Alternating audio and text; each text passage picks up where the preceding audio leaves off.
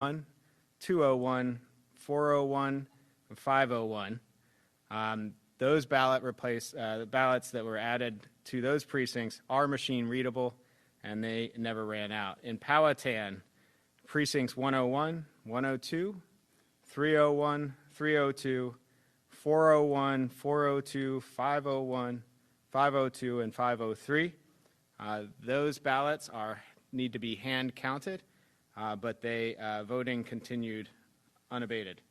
In Madison County, all precincts except for Grace Mill and the ballots that were added to those localities are machine readable. In Albemarle County, precincts 201, 301, 302, 305, 405, 406, 506, 601, 604, and 606.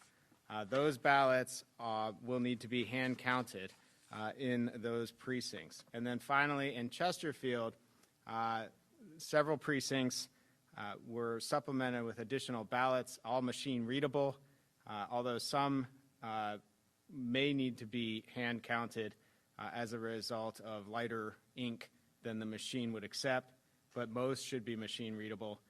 2 precincts did run out of ballots.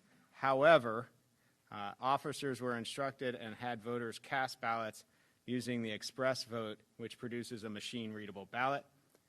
And I want to reiterate that any hand counting that needs to be done, this guidance has been provided to the localities in advance of the election, and all of the officers have been trained on how to hand count those ballots. I do not have estimates on ballot numbers, how many were cast in these precincts that need to be hand counted. However, all of that information will be made available through the canvass process and the finalization and certification of the votes. There was also reports earlier today regarding mask requirements. Our policy had never changed. It's been in effect since last year during the pandemics or during the general 2020 election. We got reports, unconfirmed reports, that voters had either been turned away or had been asked to wait. We felt there was enough in those reports that we should remind the localities of the mask guidance, which is that no voter can be turned away if they're not wearing a mask. Again, we reissued that same guidance that's been in effect for over a year and also posted to our social media accounts. Those were the major issues that we dealt with today, but again, these are minor things that we worked with the localities to address, and they did very well. Again, as you see, votes, the results are coming in through our election night reporting website. I cannot reiterate this enough. Election night results are unofficial. And what you're seeing there are the unofficial results. I'll talk about the canvass process in a second, but I want to reiterate how they are unofficial. So Virginia counts every single vote that is cast, and we will count and make sure that every vote is counted. Absentee mail-in ballots that are postmarked today or before, or earlier, sorry, and that arrive in the registrar's office prior to noon on Friday are counted. So we will see additional numbers come in over the next few days. For reference, 10,901 ballots came in between Wednesday and Friday at noon during last year's election. So 10,901 during 2020. So beginning tomorrow, local election officials will begin the canvass process. This is an open and public meeting where electoral boards who represent both parties review precinct results and check, recheck, and then check again the results for accuracy. Virginia law requires that any changes made to unofficial election night results are entered into a change log, and a reason must be provided for why that number changed. So beginning after midnight tonight, any changes to the election night results page will be documented in the change log. Very important to note that this change log is available on our website. The entire process is incredibly transparent. Again, the canvass meeting is done in a public meeting with representatives from both parties. The localities have until Tuesday, November 9th, at the close of business, to certify their results and send them to the Department of Elections. The Department of Elections at that point will check, recheck, and check again to ensure that the results are accurate and require the localities to recertify their results if any discrepancies are discovered. And then on Monday, November 15th, the State Board of Elections will meet to certify the statewide results as well as the House of Delegates results. I know there's a lot of questions about the recount process in Virginia, so I'm going to go over that very quickly in case we are in a position where a recount may be possible. So first of all, in Virginia, there is no such thing as an automatic recount. The process begins once the results are certified. After that, the losing candidate must have been defeated within 1% of the winning candidate. So the margin must be between 0 and 1%. If the margin of victory is between 0.5% and 1%, the losing candidate can request a recount, but the losing candidate would be responsible for paying for the recount. If the margin of victory is between 0 and 0.5%, the losing candidate can request a recount, but then the state pays for the recount. The candidate has 10 days, the losing candidate has 10 days to request a recount from the certification. Has 10 days from the certification to request a recount. It must be done through a petition through the appropriate court. Since the State Board of Elections meeting is on November 15th to certify the election, 10 days falls on Thanksgiving. The day after Thanksgiving, the courts are closed, so the deadline this year to file a petition would be November 29th. We have a very comprehensive step-by-step recount instruction manual on our website. I encourage everybody to take a look at it. It's broken into instructions and information for public, the media, as well as the different participants through the recount, and it gives a very thorough overview of our recount process. Again, in closing, I couldn't be prouder to stand with the election officials of Virginia tonight. We've been working for months to prepare for this election, and we are proud of the work we have done. I want to thank the staff at the Department of Elections. I want to thank the State Board of Elections. Mostly, I would like to thank our registrars who work hard every day to administer our elections at the local level. I want to thank the thousands and thousands of election officers who served in the precincts today and over the last 45 days to assist voters throughout the Commonwealth. And I just want to make sure that I also thank the law enforcement partners, our emergency management partners at the federal, state, and local level who work with us to ensure a safe and secure election every single election, whether 1% of voters turn out or 100% of voters turn out. This is a major operation, and I am proud to stand with them in this process. So with that, I thank you all. I'm happy to take any questions.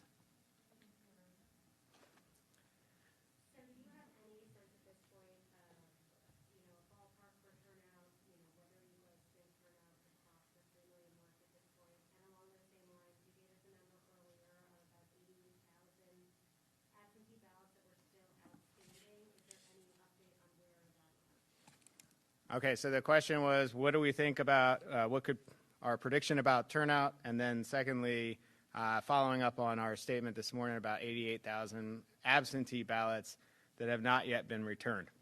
I'll take the second part first. As far as the 88,000, we don't have any updates. That'll be updated overnight as they counted and pre-processed those ballots that came in today. Again, ballots that arrive between now and Friday at noon will continue to bite into that number of 88,000. As far as predictions for tonight, I can say that I stopped making predictions. I lost my hair as a result of it. But the fact of the matter is that we've seen heavy turnout as we've seen through several of these localities reporting ballot shortages and having to supplement ballots in certain precincts. So we've seen great interest. As an election official, like I said, we prepare for an election whether there's 1% turnout or 100%. We prefer, closer to that 100%. Makes it all worthwhile, the work that we put in. So I can't put turnout, but we did see heavy interest for sure.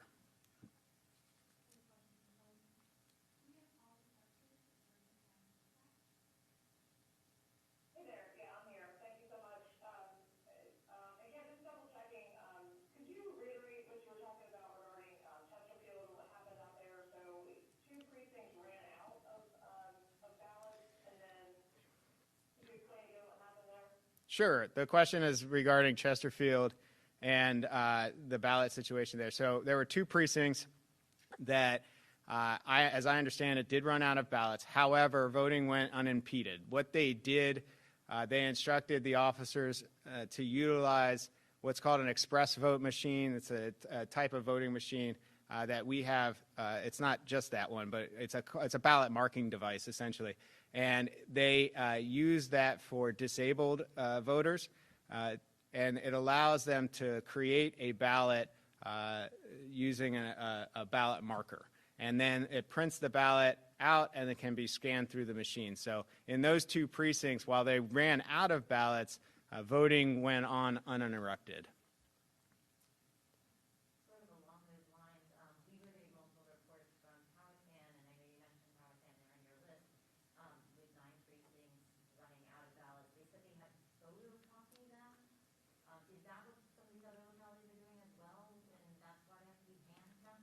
Right. So the question is how these ballots were produced. So in some localities, they have the ability to print a ballot that can be read by the machine in their office. And there's a process that they have to go through to ensure that. They also have the same kind of process, but it's printed on paper that is not able to be read by the machine. So the voter still casts their ballot normally. There's a hand counting process that they go through after the polls close to ensure that that voter's ballot is cast.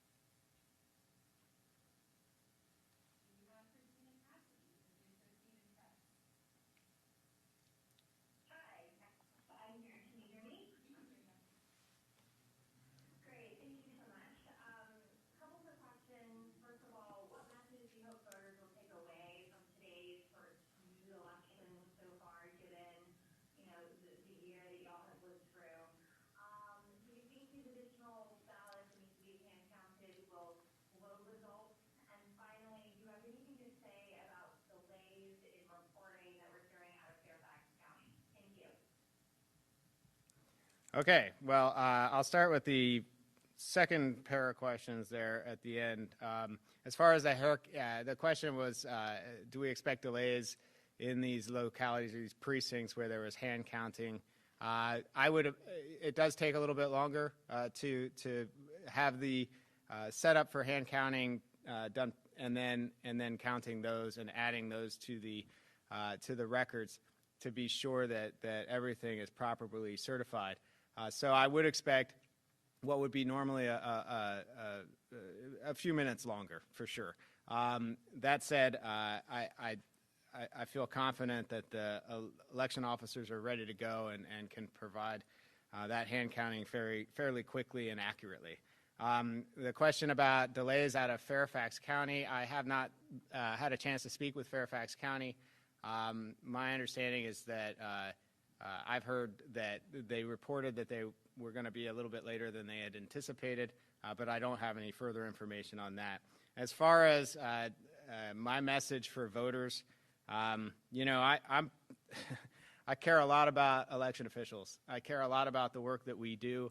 I think it's important. I think everybody would agree. I think that it's been tough on our election administrators throughout the Commonwealth and the country, to be honest with you. And I would just say that today is another day of proof that we can run a very smooth election and that we can have confidence in the outcome of those results. This is a massive undertaking, thousands and thousands of individuals passionately working to ensure that all votes are counted. So my message to voters is that this is once again more proof that you can trust the process. And we're happy to talk about it any old time. And if you have any questions or want to become part of the process, we'd love to have you sign up as an election officer in a future election. A couple of questions. Along the same line as the Fairfax County query, earlier today you said that pre-processing for early and absentee ballots is expected to conclude by 7 p.m. So statewide, is that still the case, and are any other localities running late on that? The question was statewide, besides Fairfax County, or any other localities running late. I haven't had any reports that they are. I anticipate that those numbers will continue to come in pretty robustly over the next couple of hours. I never want to promise like an early end of the night. That's not what I do. I don't make predictions, as I said. However, I think that the localities are set up for a successful night and getting those results in as quickly as possible. And you also mentioned, sort of how tough things have been on election officials recently, and I know that in Virginia there have been reports of greater interest in poll watching. Have we seen that become a problem in increasing for localities? The question regarding poll watchers and if there was any additional information on being a problem. We didn't get reports of anything subsequent today. It was a rather smooth day again. I think we did a great job working with our partners and the localities, ensuring that election officers were properly trained to handle any instances that come up. But I think, again, it's more proof. If you witness the process, you see how safe and secure it is, and I think that we were able to prove that here today.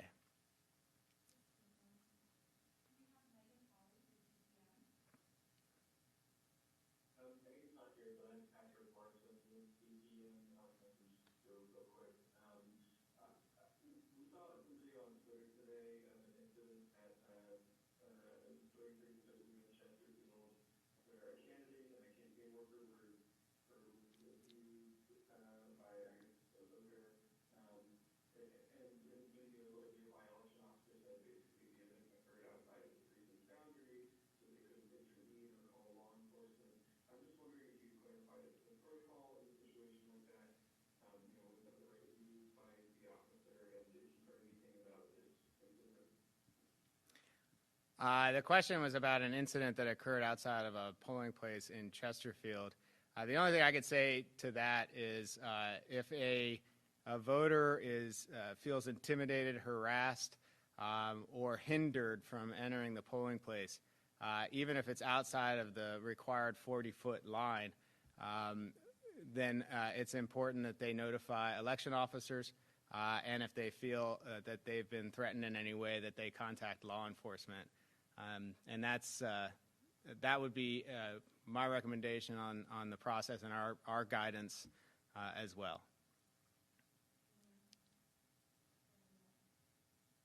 Specific information about what happened outside the Lifelong Learning Center, the polling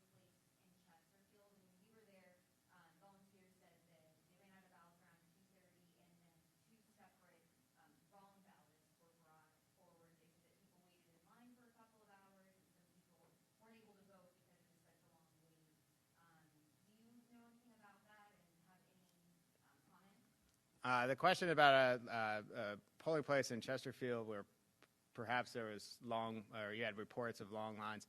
The report that I have currently is that election officers were instructed to have voters cast ballots on the ballot marking devices in the polling places, that voting went on uninterrupted.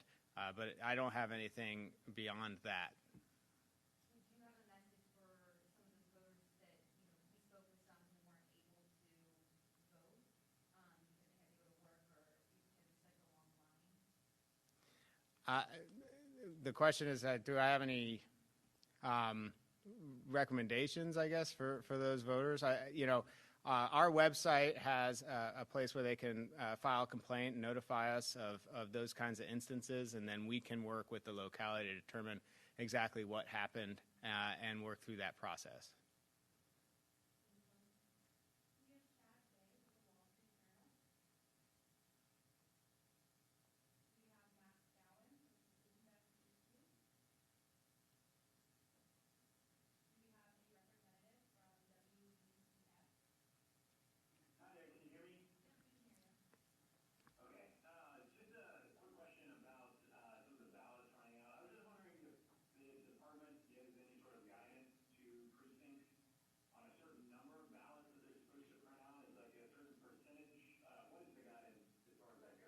So the question is what's the department's guidance on as far as ballot ordering and ensuring that localities have enough ballots, I think was the question.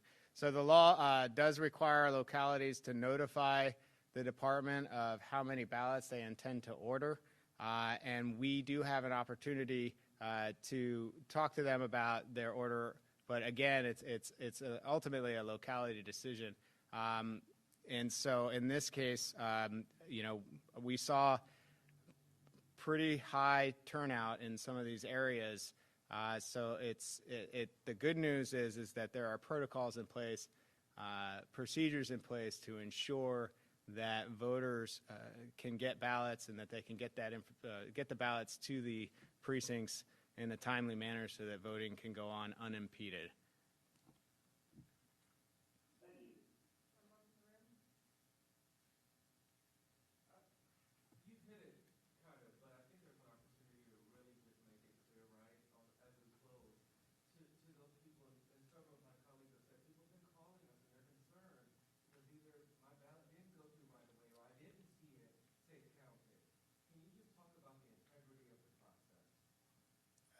Sure. I guess the question, talk about the integrity of the process. I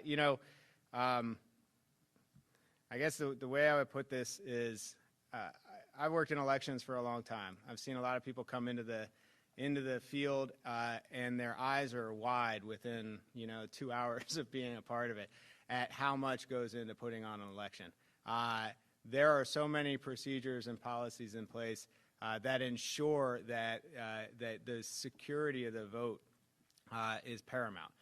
Chain of custody rules, laws, and procedures, as well as oversight, transparency. We're incredibly transparent administration of elections. Again, I think we do everything we can to ensure that voters have equal access to the ballot and that they can be assured that their vote counts. And if there are ever any issues, we work hard to correct those and to give everybody their opportunity to vote. I think the best thing about being a Virginian right now is you get 45 days of early voting, and then you have Election Day as well. So there's plenty of opportunities to make your voice heard, and we are here to serve you. If there are issues, we want to know about them, and we want to work to ensure that we can correct them in a timely manner. So thank you all very much. We'll go watch the results with you. Have a good night.